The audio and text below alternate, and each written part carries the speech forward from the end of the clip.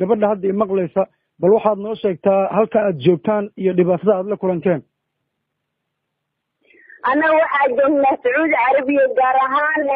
جد حافظ الرياضة جبنا قميصي تنبني صومال نقصوا وتخيانا نقصوا مركا ماشي على مكان أفر الوقت ساعة قميصي توني أوليا فوضي نالين اللي حولنا مكاني. dhibaatooyinkaas aad la kulanteen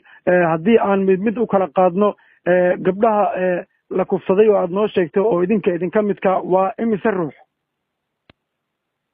أبواب الصومالية وما تروح أركض صدري كررت موجود جيران بدنا وحوا إندونيسيان كي يكون كلام مساكينش على كفر الصومالي إنك ضد سكول حرن إهن ما أنت لكن جدار جو حي بدين إنه حفرت نيد قبطان حرم رواد جوينا هيتهان. هاي. markoolaad meeshaan aan ku jirnaa dadkeena ehelkeena waxba nagama oga telefoon nolama ogolahay 24 saac niman oo 20 jiryaal waaweyn inaan qolal nagu soo xirtaan tumaaya sida ari oo kale. marka shaqada markii hore la idin geeyay dalka Sacuudiga la idin sheegay maxay ahayd? أنا أول شقة سومالي كون نوصل بندق وحنا الدهاي سومالية سانا جرت برنامج حوا أفر لا تكسر استراحة كنا نسين وصل شقة نسين لو سنة واي هل سنة وصل لا بنسين خلد أو بصحة نسينا حاجة كان لقينا وحوون يقوم يسنا يملهن تلفونا نسي أمان تجرون كنيجي تجينا يدسوا أو عربا نيكل ولا نسي بريه نيكل جيسنا يدسك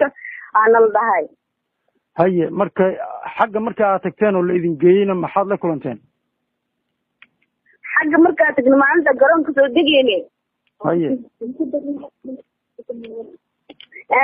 maanta garoonka soo degeynay waxa gabdho badan 22 ruux adilaba group waa nala soo kala wada group way naga soo horreeyeen groupna way dambeeyeen ani groupka dambe ku jiray. maalintii nala soo wadin waxaa la kulanaba inaa gumeysi sida nala soo wada guriga nagu xiray. haye guri saddex dabaq oo saddex diyaana nagu xiray moobilada soo aruuriyana la dhahay moobiladii wadamadeena kasmaan nolol ay ku jiraan nagala qaaday. haye bas markii daba moobilada nagala qaadan gabdhiida moobilada ay dhiibeen maxaa waay meeshaan maxaa waay shaqo guriga sugayna qof walba markoo dhaani ماشي أفر الوقت تاع قميص صوحي السيد أنا قلت كيف لأن الله تعادي أنا قلت شو أدي قوون قلت شو أنا لطمع. waa gartay marka xeradaas aad ku jirtaan maxaa lagu qabtaa idinka markii subaxdii aad soo toostaan maxaad qabataan ma la idin tababaraa ma shaqo sugayaal baa tihiin? maanta dhan niman inaado carab le dhex joogaan wax Soomaali ama wax safaarad oo noo dhex joogan mala maalinta nala soo wadaan waxaa dhaldaa Soomaaliya meeshaas joogto safaarada joogto dad oo waxaa tihiin oo qaraabo oo micnaha oo madax soo dirsatay cid wax needin karta malaan ilaa iyo haddana wax Soomaali isheen masaar Soomaali magaceeda ku diimoonaago mucaamilka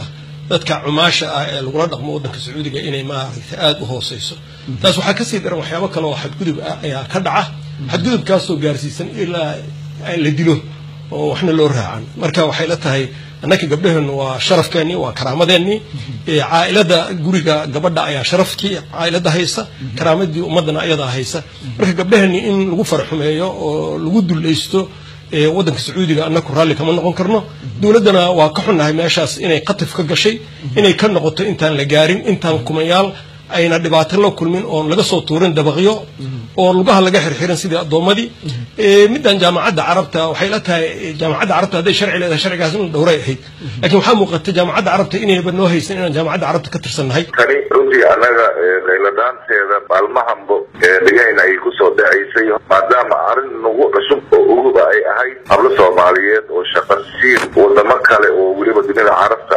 gaar ahaan boqortooyada Saudi Arabia in loo qaado halkaasna kafiilo oo ay ka noqdaan kambaniyo si hadda marka iyadoo awalba iska jiray shaqiyo fara badan iyo aragtiyooyin kala duwan hadda waxaa soo kordhay in la leeyahay hablo badan oo Soomaaliyeed ayaa la kulmaya tacadiyo oo dhinac kasta oo jirka oo sharafta oo maanta karaamada oo xuquuqda tacadiyadaasi waxa soo gali kara waxa waxaan diinta islaamka ku banaan marka qayladhaantaasi safaarada soomaaliyeed ayadoo qaar xogteeda runtii ay hayso oo dad runtii badan ayaga cabashadaasi iyaga ay soo gaarsiinayaan meelaha iyaga isleeyihiin waa ay mudan yihiin inaad maartay la gaarsiiyo qoysaskooda ayaa annaga waxay nagu soo gaartay in maartay meelo adha iyo maartay gabdho soomaaliyeed oo la geeyey inay arrintaasi